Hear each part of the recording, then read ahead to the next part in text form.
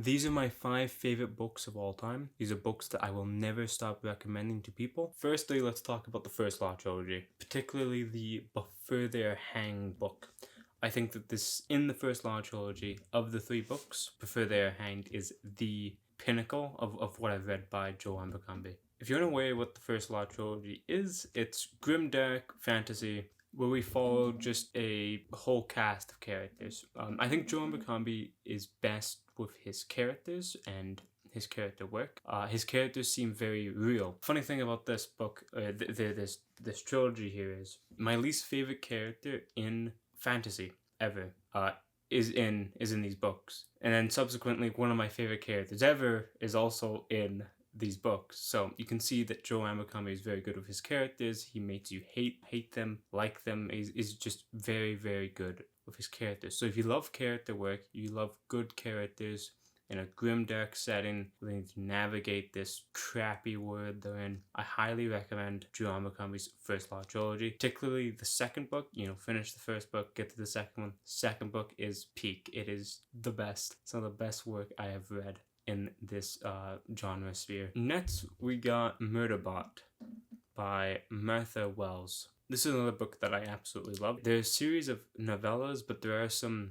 actual books as well. I've read the novellas. I believe the 3 that they have. These books are just incredible. If you're someone who might have social anxiety, might be just absurdly introverted, or maybe you have autism, I think that those books are some of the best that you could probably read and be like, damn, I feel seen having read those. We got this character, which is Murderbot. He's a murder bot, as in a murder robot. He was made to kill people. My guy just has social anxiety. He just wants to, despite being made to just kill people, being this ruthless machine, he simply wants to watch his shows, his movies. He wants to not be around people. Some funny scenes is like him using the cameras on board the ships that he's on as a means to avoid eye contact with people. And I just find that to be very funny, very humorous, and it's just good. All right, if you need something like maybe lighthearted, kind of fun after you finish those Joe Abercrombie books, Murderbot, very good way to go. Next, we got Words of Radiance by Sanderson. I guess the entirety of the Stormlight, but I've only read up to Words of Radiance, and oh my god, is it so good. You might have heard of the famous duel, happens during this book, and oh my god, is it the coolest thing ever. One of my favorite instances as far as fantasy goes was the duel. It's in this book, and I absolutely loved it for that. This is so good. If you don't know what Words of Radiance is, it's a part of the Stormlight Archives, book 1 being The Way of Kings. It's Brandon Sanderson's, I think, longest running series. I mean, look at this. Look at these chunkers. These are huge books. I think each of them are about 1,000 or so pages. These are tough to read, to immerse yourself in.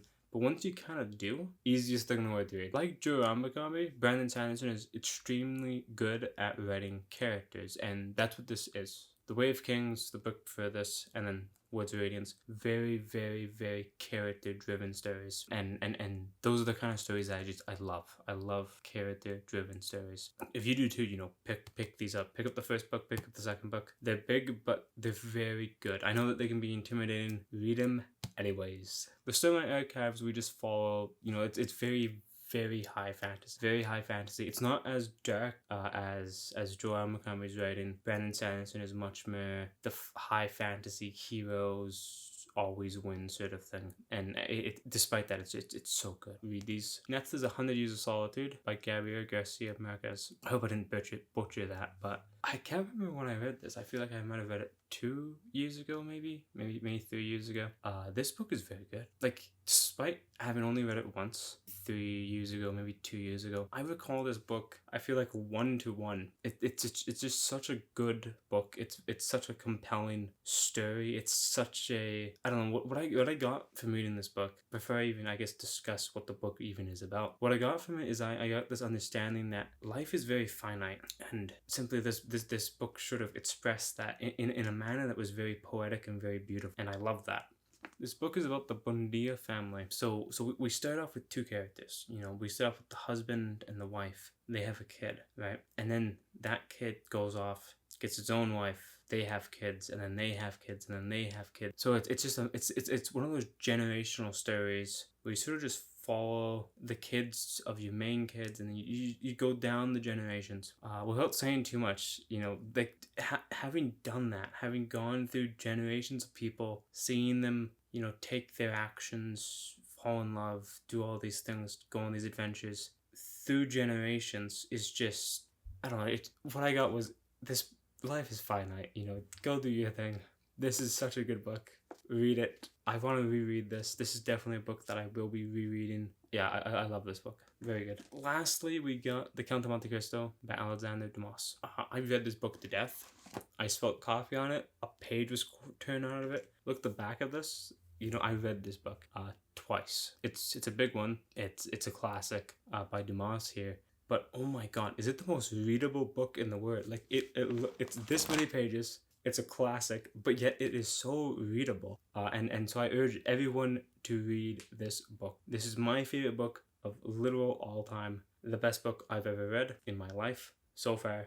I love this to death. It is your classic revenge story. We follow Edmond Dantes, who has more or less the perfect life. He just became captain of the ship that he sails. He is being married to his beautiful wife, and then some jealous people of him decided to do some heinous things to him. This gets him arrested on false pretenses, and then he's locked away.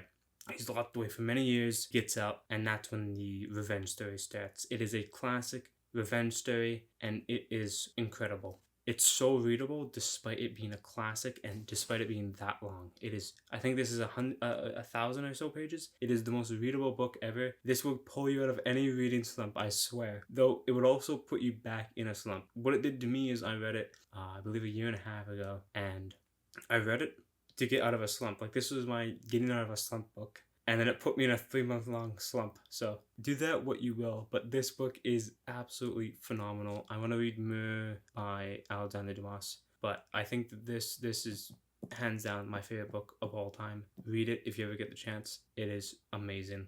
The best revenge story ever. And then some honorable mentions I have.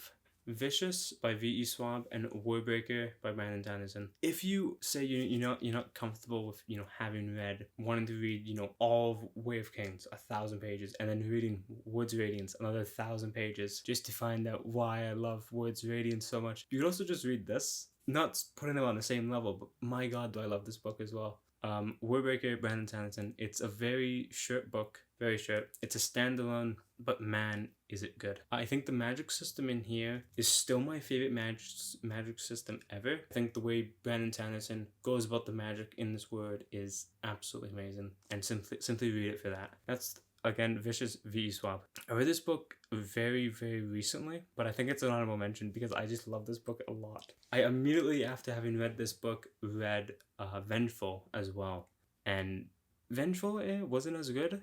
I think that I want to treat V.E. Schwab's sort of Vicious series, which is just 2 books, as a standalone because I think that this is just better. Don't read the second book, please. Just read the first book. It is absolutely incredible.